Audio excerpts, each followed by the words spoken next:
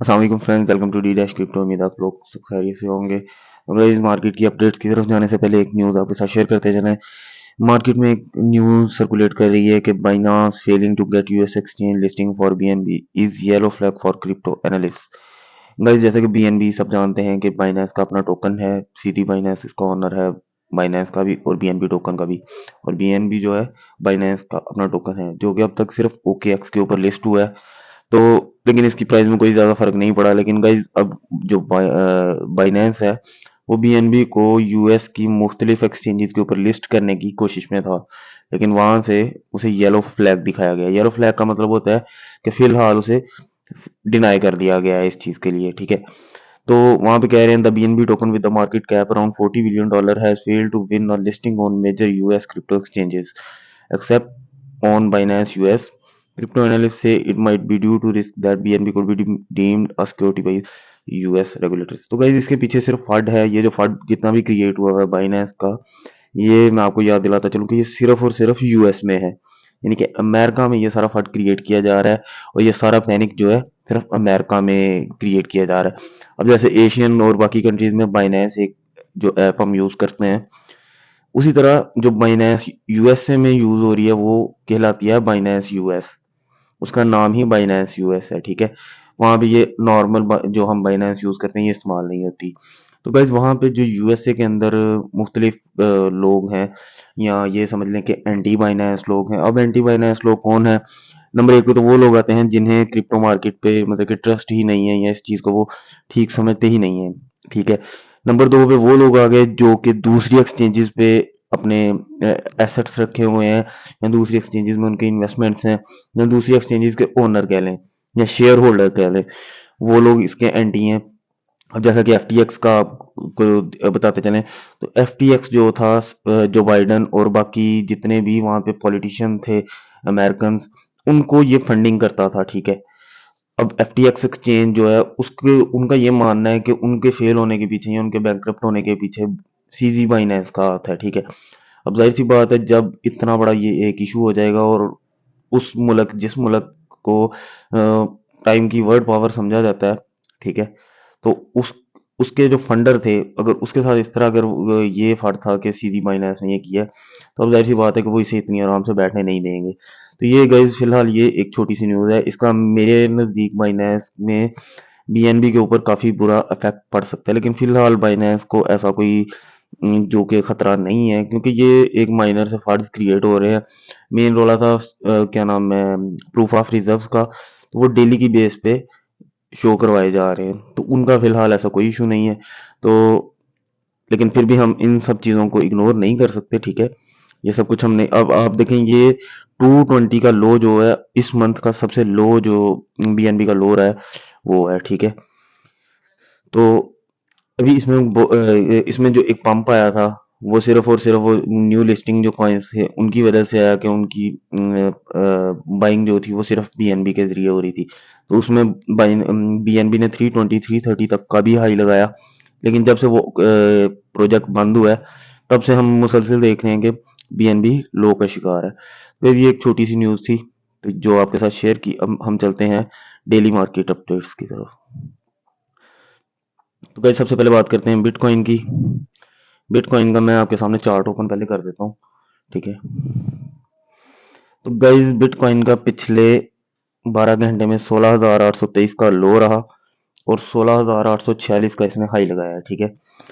यानी कि पूरे इसके पिछले 12 से 13 घंटे में सिर्फ और सिर्फ तकरीबन $16 की मूवमेंट रही, ठीक है। फुल डे कैंडल चार्ट में ये क्रैश की कैंडल एक जो है उसकी बर्थ हुई है, वो चल रही है। मैं ये नहीं कह रहा कि क्रैश बहुत बड़ा हो सकता है या कुछ भी, ये चंद सेकंड्स का क्रैश भी हो सकता है। बस मजीद उसकी इंफॉर्मेशन के लिए हम चलते हैं इसके, ये देखें, ये लास्ट पे जो कैंडल बन रही है ये क्रैश दिखा रही है, क्योंकि गैस क्रैश आ भी सकता है। उसकी वजह दो से तीन मैं आपको पहले भी वीडियोस में बता चुका हूँ कि आज जैसे कि 25 दिसंबर है, क्रिसमस है। तो इस वक्त पूरा जो यूरोप है या अमेरिका या जो भी कंट्रीज हैं जहाँ पे क्रिसमस को मनाया जाता है, वो सारे लोग उनके लिए ईद का ही दिन है। वो सारा अपना पैसा वगैरह निकाल के अपने इंजॉयमेंट में लगे हुए हैं, ठीक है।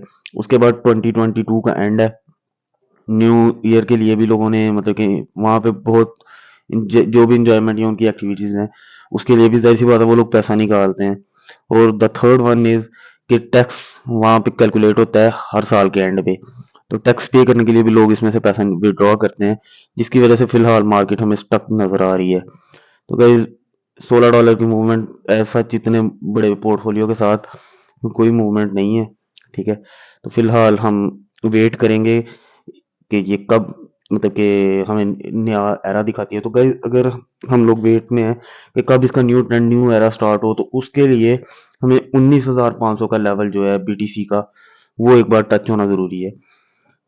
जब बीटीसी ने 19,500 का लेवल क्रॉस कर लिया उसके बाद इसमें एक न्यू ट्रेंड और न्यू एरा का आगाज हो जाएगा और उसके बाद फिर शायद ये ना रुक सके। तो ये एक क्विक अपडेट थी बीटीसी के ऊपर। अब हम चलते हैं इथीरियम के कैंडल चार्ट की तरफ। तो गाइस इथीरियम 1220 पे ट्रेड हो रहा है और कुछ रिपोर्ट्स ऐसी आ रही हैं मार्केट में कि इथीरियम जो है वो बीटीसी को किसी भी वक्त यानी कि पीछे छोड़ सकता है और बीटीसी से ऊपर जा सकता है। इसके अंदर इतनी कैपेसिटी है कि बीटीसी से ज्यादा अपनी प्राइस को लेके जा सकें या अपनी वर्थ को बना सके। तो गाइस इस चीज को फिलहाल हम यहीं पे छोड़ते हैं क्योंकि इसके अंदर 6 माह साल कोई नहीं जानता कि कितना वक्त लग जाए। अगर ऐसा हुआ तो इथेरियम के होल्डर्स के लिए और बाकी जो इसके साथ अटैच इसकी ब्लॉकचेन के ऊपर कर रहे कॉइन्स हैं काम कर रहे हैं उनका काफी फायदा हो सकता है। जैसे कि AXS है या एक्सी इन्फिनिटी का जितना भी प्रोजेक्ट है जिसके बारे में मैंने एक सेपरेट वीडियो प्रोवाइड की है वो आप चाहें तो चैनल पे जाके देख सकते हैं। तो गाइस इथेरियम में पिछले 12 घंटे में रही है 5 से $6 की रिकवरी सिर्फ। और जो अभी मुझे इसमें लग रहा है हम इसमें एक लो देख सकते हैं। ये नहीं मैं कह रहा कि यकदम का एक क्रैश होगा, लेकिन हम इसमें मतलब कि थोड़ा थोड़ा करके एक क्रैश देख सकते हैं जो कि $1120 तक जा सकता है। स्टेप बाय स्टेप क्रैश होगा और अब इसकी जो इसके बाद नई सपोर्ट बनेगी वो होगी 1180 से लेके 1125 तक। तो गाइस ये चीज अपने ध्यान में रखनी है और इथेरियम में ट्रेड करने के लिए आप हमेशा लो पे ही ट्रेड कीजिएगा। तो इसके नेटिव टोकन हैं जो उनमें तो फिलहाल बिल्कुल भी वॉल्यूम नहीं है। सो फिलहाल अभी के लिए इग्नोर करें उन्हें क्योंकि 25 दिसंबर भी सर पे है बल्कि आज है। तो आगे न्यू ईयर भी है और टैक्स कैलकुलेशन का भी मसला है। तो फिलहाल इसको हम पेंडिंग पे रखते हैं और अगर जो न्यू यूजर्स हैं या न्यू ट्रेडर्स हैं जिन्हें मार्केट के बारे में इतना इलम नहीं है तो उनके लिए मेरा यही सजेशन है कि फिलहाल मार्केट से वो बाहर ही रहें, थोड़ा वेट करें। मार्केट थोड़ी सी स्टेबल होती है हफ्ता 10 दिन तक। जैसे ही मार्केट में कोई गुड न्यूज आना शुरू होती है देन वो ट्रेड अपने लिए जनरेट करें। गए चलते हैं बीएनबी की तरफ। बीएनबी स्टक 3 लाल बत्तियां यानी कि स्टक। तो आप फिलहाल वेट करें और इसको ओल्ड सपोर्ट एंड रेजिस्टेंस है जो हमने कल इसकी बताई थी उसी के ऊपर आप इसे ट्रेड करें। उसके बाद चलते हैं गाइस आगे पोलीगॉन कार्डेनो और एडा में कोई खास मूवमेंट नहीं है। पोलका डॉट भी फिलहाल वैसे ही हमें नजर आ रहा है। ठीक है, तो शिबा इनू सोलाना यूनिस्वैप ये भी फिलहाल स्टक हैं गाइस। इसमें में वॉल्यूम इतना नहीं है क्योंकि वही मैंने आपको पहले बात बताई है कि पैसा निकलने की वजह से वॉल्यूम उस हद तक नहीं बढ़ सका। ठीक है,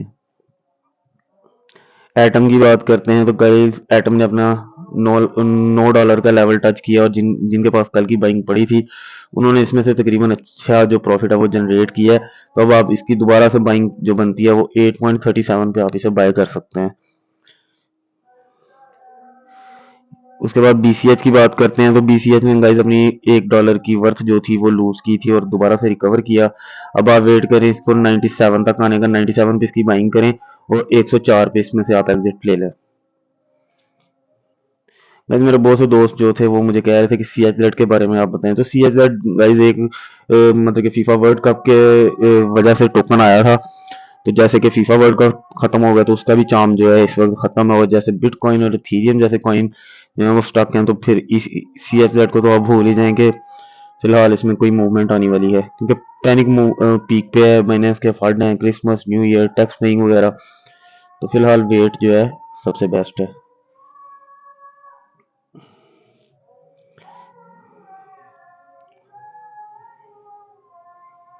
गाइस TWT को आप यूटिलाइज कर सकते हैं 1.35 से 1.45 के दरमियान।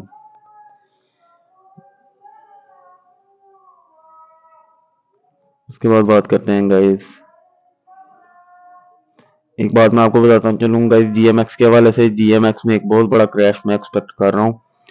फिलहाल वो स्टक है, लेकिन उसमें मुझे जो मेरा अपना एनालिसिस है उसके मुताबिक उसमें एक बड़ा क्रैश आ सकता है। तो आप लोग एहतियात कीजिएगा और अपनी उस पर रिसर्च कीजिए, देन उसमें कोई ट्रेड कीजिएगा। बैलेंस की बात करते हैं गाइस, बैलेंस 4 दिन से एक ही लेवल पे था, 9.5 इसने 48 45 45 48 का लेवल जो है वो क्रॉस किया है। अब इसकी जो नई बाइंग बनती है वो 5.49 से लेके 5.54 तक की ट्रेड आप इसमें से जनरेट कर सकते हैं। गाइस ये थी आज की वीडियो, उम्मीद है आपको पसंद आई होगी। पसंद आए तो लाइक करें, शेयर करें, चैनल को जरूर सब्सक्राइब करें। और अगर आपको किसी भी किस्म का कोई क्वेश्चन हो तो आप हमसे कमेंट सेक्शन में इसको पूछ सकते हैं। फिलहाल के लिए अल्लाह हाफिज़, जज़ाकल्लाह, शुक्रिया।